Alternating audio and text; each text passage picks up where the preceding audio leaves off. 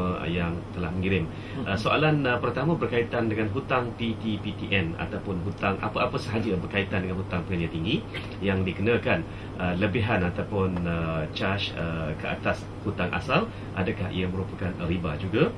Dan kedudukan untuk menunaikan ibadah seperti umrah, ya, dengan menggunakan duit ataupun hasil daripada hutang ataupun pembiayaan. Jadi dua soalan awal daripada Facebook. Soalan yang pertama dengan PTPTN, iaitulah beasiswa ataupun pinjaman petabung pendidikan tinggi negara. Jadi perkara ini saya kira telah pun dibuat modifikasi oleh Majlis Fatwa Kebangsaan yang dahulunya ada masalah, maka telah pun dimodifikasi dan telah bentuk yang baru ini dinamakan ujrah 1%.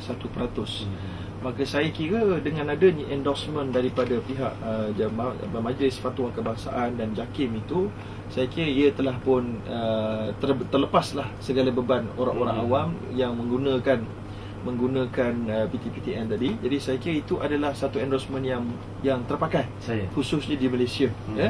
Cuma kalau dinilai dari sudut akademik, mungkin ada perbincangan yang sedikit berbeza keputusannya.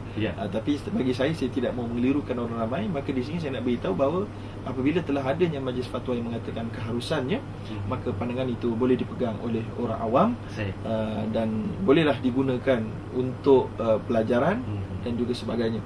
Kemudian soalan yang kedua tadi berkaitan dengan menunaikan ibadah umrah dengan hutang ataupun pembiayaan. Baik, jadi ibadah umrah ini adalah sunat sahaja dan ibadah dan hutang itu boleh menyebabkan haram. Jadi di sini perlu berlakunya fiqhul muwazanat, iaitulah pertimbangan manfaat dan mudarat. Umrah, kalau umrah tadi satu hal, kalau haji, nak buat haji yang pertama.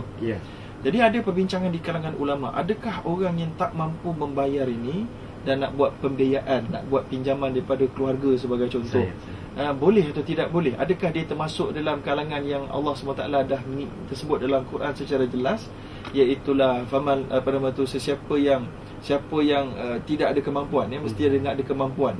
So kemampuan itu apa maksud dia? Kemampuan keselamatan, kemampuan harta, kemampuan fizikal. Maka ada di kalangan ulama yang mengatakan tak perlu untuk pergi haji dalam keadaan berhutang.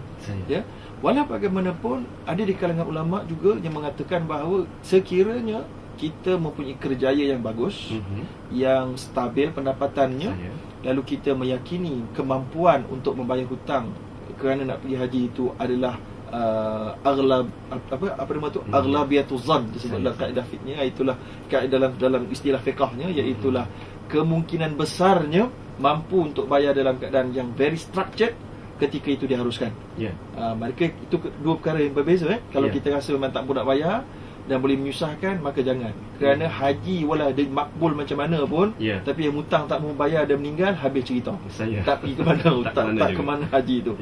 Jadi demikian lagi ringan bab umrah, kerana umrah adalah sunat sahaja. Wallahu a'lam.